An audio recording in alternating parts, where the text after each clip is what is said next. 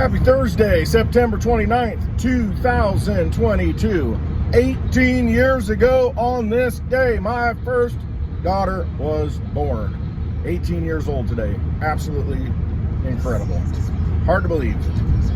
I can remember it very clearly. I know exactly what we went through, and I mean, everybody was there. It's just like it was yesterday. No, not really, but I do remember it. Amazing. Amazing times. 18 years old. Can't believe it. Happy birthday to you, sweetheart. Unreal. All right. Speaking of unreal, more information is coming out about this Nord Stream pipeline, the North Stream. 4 places now it has been, hit or punctured. And the head of NATO is calling it sabotage. All right, so if it's sabotage, that's kind of an act of war. You're cutting lifeline supplies that flow from Russia to mainland Europe, to Germany. They're not going to be able to get their natural gas.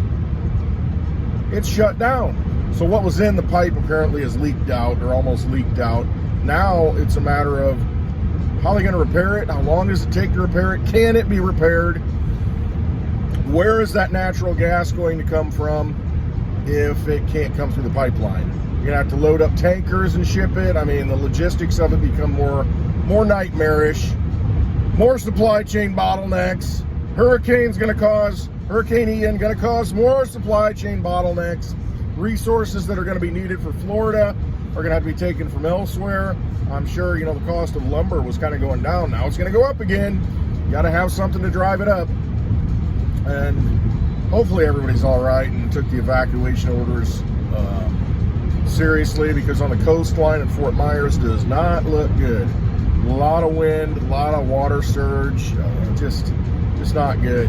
But, when you're at sea level, living on a coastline, this is the kind of thing that can happen. So it's a risk that you take for the, for all the benefits. Always a cost and a balance. You gotta weigh it. You gotta weigh the costs versus the negatives, or the positives. So hopefully everything's okay there and they can rebuild fine. But you've got over 2 million people without power right now. A lot of resources have to be deployed to try and get back to normal. Not that it was normal before, because you've got a crashing economy that was devastated by 2 years of a pandemic, and now you got this to deal with, and then you've got ineffective leadership at the helm. Got a guy saying, the president saying, Russia invades Ukraine, the Nord Stream pipeline's going to stop working, and it stops working. Imagine that. And yet you blame a former president for an insurrection on January 6th because he made a speech. I mean, it's just unbelievable. When you've got, really evidence of, culpability, at least motive. I don't know. But, it's business as usual. No worries, nothing to see here. I see that Afghanistan has made a deal with Russia. So Europe's not going to be able to get their gas because of sanctions and because of pipelines blowing up. Afghanistan, the country, where we left all the equipment there, 20 years, trillions of dollars, accomplished nothing, that country. Well, they made a deal with Russia. And the deal was that Russia's going to supply them with oil, natural gas, some wheat, I don't know, something else, some other commodity. So you see, all the nonsense about we're going to stop Russia and aggression in Ukraine, all you've done is strengthened Russia. You made their ruble stronger. You've allowed them to sell natural gas to other people, and they can charge more money now. Sell their oil to other people. The Chinese are buying it, and then they're reselling it to Europe with a price markup, so you're just basically sticking it to Europe. And if you blew up their pipeline, where they had natural gas directly from Russia, it's going to cost more to get it there now. So all you're doing is basically devastating Europe. That's all the United States has done at this point. Destroyed Europe, or in the process of destroying Europe. Good job. Good job. Great foreign policy. This is like the anti-Marshall Plan. We're just going to tear it down. I'm going to destroy it. and tear it apart. But, you know, that is the goal after all. So why are we surprised? The goal is to build back better. So in order to build back better, you got to tear it down. You got to destroy it. Then we can build it back in our own image. You know, the satanic freaking mentality. Oh, it'll be created in our image now. Destroy it, invert it. So that's where we're at. Markets are still shaky. You've got central banks around the world now saying that they need to ease, or I should say, they need to buy their own debt, buy their own bonds, so that, you know, the whole thing doesn't crumble.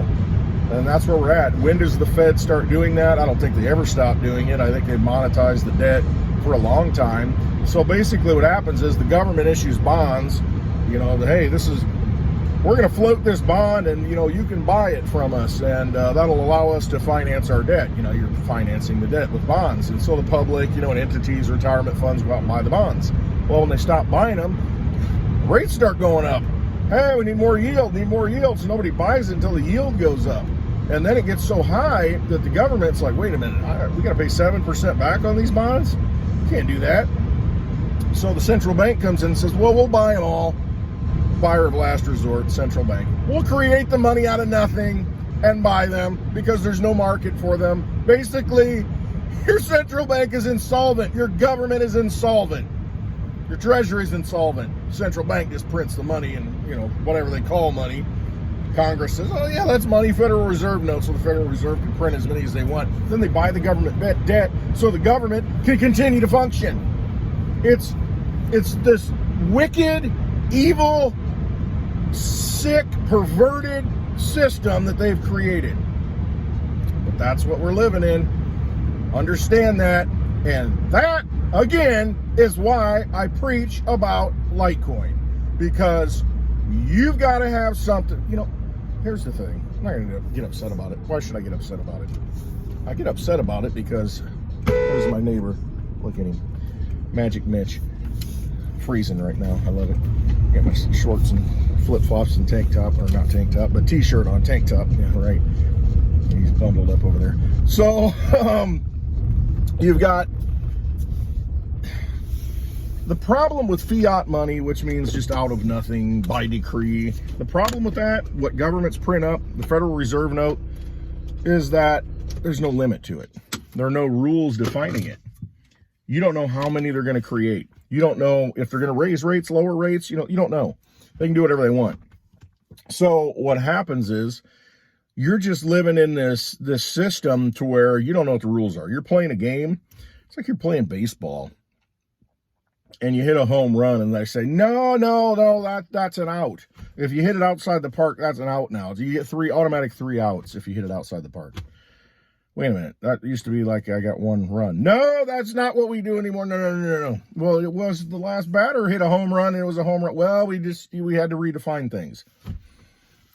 But see, you're playing in a rigged game. They can change the rules at any moment, just like the Bank of England did. They're like, oh, shoot, we got to start buying our debt. Otherwise things are falling apart here. So they just changed the rules. You can't do that with Litecoin. You can't do that with the sound cryptocurrencies. I don't care what you think about it. You can look at it, and I have people ask me, well, why is it such a good value if it's $50 right now when it was $400? I get it. Trust me. You're basing it in the U.S. Federal Reserve note. I get that. You're using a manipulated product to compare it. The thing is about Litecoin is that when things fall apart, this is just like silver. When things fall apart, if you don't have any, you're done. You're done. You lose. You lost the game. You bet on the wrong horse. You're playing in the wrong casino. You lost. Because you're not going to be able to use whatever money you thought you had. Because as soon as the government folds, that government money is worthless. Zero. And see, people in South America understand that. Ask somebody from Argentina about, money and what money really is. They see their government, revalue the money all the time. See, we haven't seen that in the United States in our lifetimes. Not in a big way. And so now I think you're seeing the death shot. You're seeing the dollar climb and, it looks like the greatest thing ever. And then it's going to implode. It's just going to go. So it's going to happen. And so when that happens, anything tied to that, any asset tied to the dollar, what good is it going to be? What is going to be the real value of it? We don't know what the real value of anything is right now because it's all financialized. It's all just trillions and quintillions of dollars blown around. That's why you need something that at that point, there will be a search, there will be a need, there will be a desire to hold something that has truth built into it, to hold something that you know how much there is. And a lot of people will flee to gold and silver because they look at it and they say, okay, I got it in my hand, can't really be destroyed. I mean, there's only so much of it. I don't know how much of it there is, but there's only so much of it to go around. You know, the earth only has so much in it. Meanwhile, you know, there was just another high-grade gold deposit located. So you can always find more gold, which then would kind of devalue the gold you have. Same with silver. But it is better than the rigged game that you're in now. Bitcoin, Litecoin, these products, they're better than gold and silver. And the reason why is the game, the rules are defined. You know exactly how many of them there are going to be. You know how many Bitcoin can ever exist, and it's 21 million. That's it. You know how many Litecoin can ever exist, and it's 84 million. That's it. No more than that. So when you know how many of them there are, and then you look at how many people there are in the world, you know what percentage of the total money supply in that particular coin you own. Did I say corn? Coin you own. There's no disputing it. You can't have it devalued. Here's the thing. It used to be, hey, I'm going to be a millionaire. Back in the 80s, a millionaire. That was a lot of money. I'm going to be a millionaire. Now, hey, I'm going to be a millionaire. And you think, okay, if I had $1 million, then you start looking at it and think, okay, price of an average house is how much? If I want to get a car, it's how much? I got to pay taxes every year in that house. I got to, you know, have a lifestyle. You know, shoot, I'm going to take trips all the time. Go here, go there. And guess what? You don't have an income. So you're living off that $1 million. Pretty soon, you're going to run out of money. $1 million isn't a lot of money. Why? Because from 40 years ago to now, they've inflated the money supply so much. So you had $1 million then, and it was a certain percentage of the total money supply. Well, you kept your million, but they just kept creating more in the money. Creating more and more and more. So now you need to be, oh shoot, now I need like 10 million to equal that 1 million. That's how you get robbed, because you don't know the rules. They can do whatever they want. Thing is, if you get 100 Litecoin, you know how many that is. Let's say 84 Litecoin. You're 1 out of 1 million. 1 out of 1 million people that can ever hold 84 Litecoin. Because there's 84 million of them. If you get 84, you're 1 of 1 million. I mean, you know the rules. And the thing is, there's going to be less Litecoin because people are going to lose it. You know, they're going to die and not pass it along and lose their private keys. And that happens. So, and they say there's going to be 84 million Litecoin. There's probably going to be like 70 million, maybe even less. I don't know. Let's just say 70 million. You know, so you do the math on that. That's enough for 0.01 for everybody in the world. 0.01 Litecoin, 1/100th of a Litecoin for everybody to go around. That's the supply. So it might behoove you to maybe pick one up at 50, 55 bucks while that fiat money, while that Fed note works, and you actually can use it for a great return, a great exchange of value. Get something in your possession, because you can do that with Litecoin. Have it in your own possession. Send it anywhere you want. The power of being able to hold it. To being able to know, I've got it. I've got one of, 84 million. I've got it. There's never going to be any more than that. As more people want it, doesn't matter. There's only so much to go around. So you're going to have to pay more for it. You're going to have to give more of your energy to get those as time goes on. Just like Bitcoin. When Bitcoin was $100, $400. I saw it at $400 all day long. Then it was at $1,000. I mean, at that point, I remember when it went parity with gold, the price of gold. $1,000 Bitcoin, $1,000 ounce of gold. And at that point, I'm like, wow, that's significant. And then Bitcoin just, and gold, nothing. Because there's a limited supply of Bitcoin and, potentially an unlimited supply of gold. It just takes more work to get it. With Bitcoin, there's only so much. That's it. That's it. And that's why it's 20,000 now instead of 1,000, instead of 400. Could have bought it all day long. Did you do it? No. Didn't know where it was going to go. Didn't understand it. Same, that's me.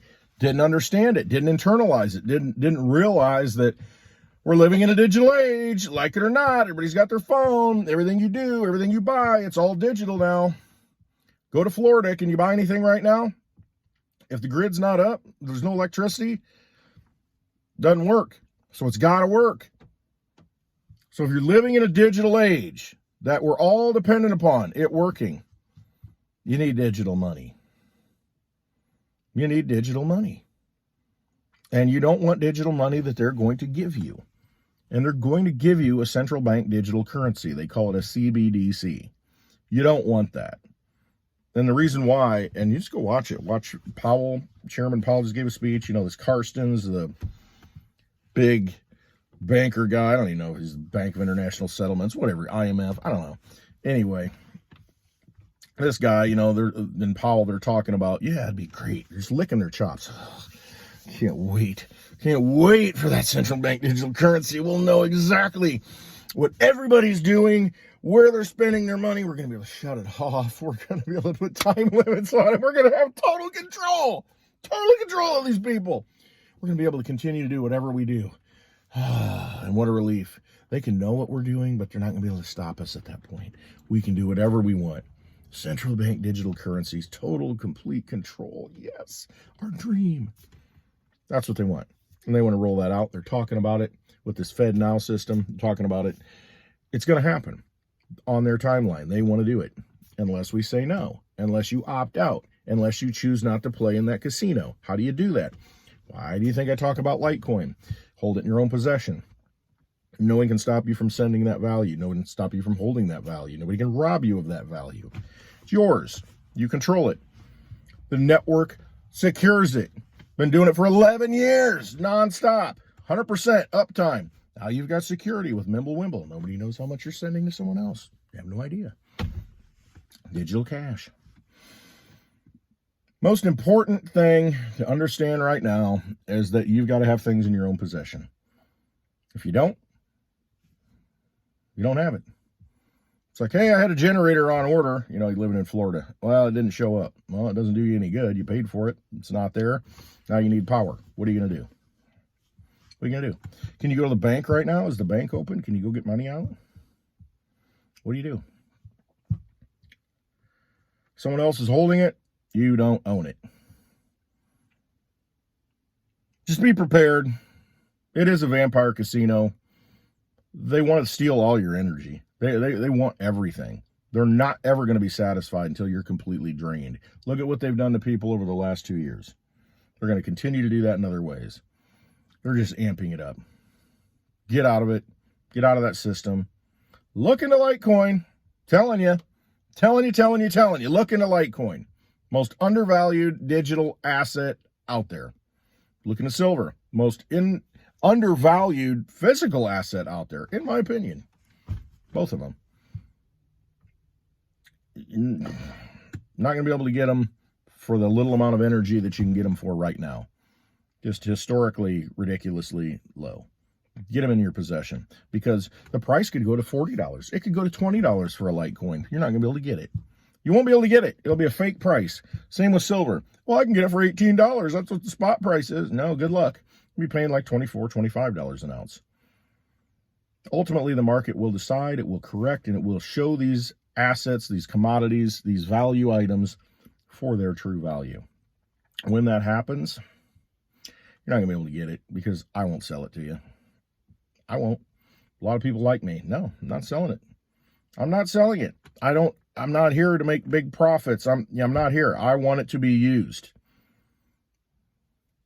I want it to be sound money. And so I don't know where you're going to get it because there's only so much. You're going to have to convince somebody to sell it to you. For fiat dollars at that point? For Fed notes? No.